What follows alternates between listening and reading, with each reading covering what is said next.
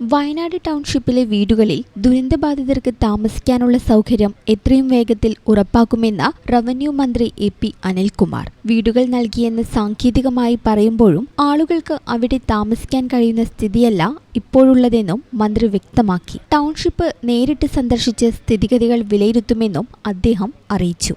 വയനാട്ടിലെ ടൗൺഷിപ്പിന്റെ കാര്യത്തിൽ മഴക്കാലത്തിന് മുമ്പ് തന്നെ വീടുകൾ കൈമാറുമെന്ന് മുൻ മുഖ്യമന്ത്രി പറഞ്ഞിരുന്നു. അപ്പോൾ അതിൻ്റെ ഒരു അവസ്ഥ എന്താണ്? എപ്പോൾ കൈമാറാൻ കഴിയും മുഴുവൻ വീടുകളും? ഞാൻ മിനിഞ്ഞാന്ന് അതുമായി ബന്ധപ്പെട്ട മീറ്റിംഗ് വയനാട്ടിൽ എടുത്തിരുന്നു.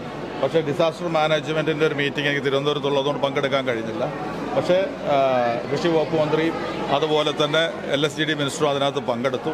ഇന്ന് ഞാൻ ഉച്ചയ്ക്ക് ശേഷം വയനാട് മീറ്റിംഗ് ഉണ്ട്, ടൗൺഷിപ്പ് വിസിറ്റ് ചെയ്യുന്നുണ്ട്. അപ്പോൾ അതുമായി ബന്ധപ്പെട്ട കാര്യങ്ങൾ ജില്ലാ കളക്ടറുമായി കൂടിയാലോചിച്ച് സ്പെഷ്യൽ ഓഫീസറുമായി കൂടിയാലോചിച്ച് എത്രയും പെട്ടെന്ന് അവർക്ക് വീടുകളിൽ താമസിക്കാനുള്ള വീട് കൊടുത്തു എന്ന് നമ്മൾ സാങ്കേതികമായി പറയുമ്പോഴും മുഴുവൻ ആളുകൾക്കും വീട് താമസിക്കാൻ കഴിയുന്ന സാഹചര്യം ഉണ്ടായിട്ടില്ല. അപ്പോൾ അത് എത്രയും പെട്ടെന്ന് നൽകുക എന്നുള്ളതായിരിക്കും ഈ ഗവൺമെൻറ്റിൻ്റെ സമീപനം.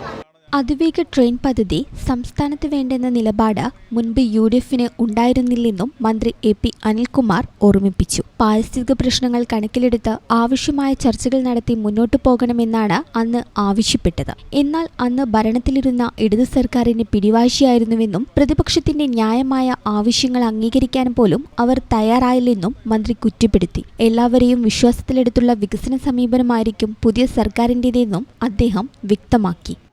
ഈ അതിവേഗ റെയിലിന്റെ കാര്യത്തിൽ അതിൽ സർക്കാർ പഠനമാണ്, എങ്ങനെയാണ് അത് ഉദ്ദേശിക്കുന്നത്? ഇപ്പോൾ വലിയ ചർച്ച നടക്കുന്നുണ്ട് പൊതുസമൂഹത്തിലും. അല്ല, നമുക്ക് ചില കാര്യങ്ങൾ സിൽവർ ലൈനുമായി ബന്ധപ്പെട്ട കാര്യങ്ങൾ ഞങ്ങൾ പ്രതിപക്ഷത്തിരിക്കുമ്പോൾ തന്നെ ഞങ്ങൾക്ക് വ്യക്തമായ ചില അഭിപ്രായ വ്യത്യാസങ്ങളുണ്ടായിരുന്നു. ആ അഭിപ്രായ വ്യത്യാസങ്ങളാണ് ഞങ്ങൾ അന്ന് പറഞ്ഞത്. പക്ഷേ ഞങ്ങൾ അതുകൊണ്ട് വേഗ ട്രെയിനുകൾ വേണ്ട എന്നല്ല ഞങ്ങളുടെ നിലപാട്. പക്ഷേ നമുക്ക് പാരിസ്ഥിതിക പ്രശ്നങ്ങളും കാര്യങ്ങളൊക്കെ ഉണ്ട്. അതിന് കോട്ടം തട്ടാത്ത രീതിയിൽ നമുക്ക് ഏതാണ് നല്ലത് എന്ന് പരിശോധിച്ച് ചെയ്യണം എന്നാണ് ഞങ്ങളന്ന് പറഞ്ഞത്. അപ്പോൾ അന്ന് ഗവൺമെൻറ് സംബന്ധിച്ചുള്ള ഒറ്റ പിടിവാശിയായിരുന്നു. പ്രതിപക്ഷത്തിൻ്റെ ആവശ്യങ്ങൾ എന്താണ് എന്ന് പരിശോധിക്കാൻ പോലും തയ്യാറായില്ല. അവർ നിലപാടെടുത്തു, ഞങ്ങളിതിൽ മുന്നോട്ട് പോകുന്നു.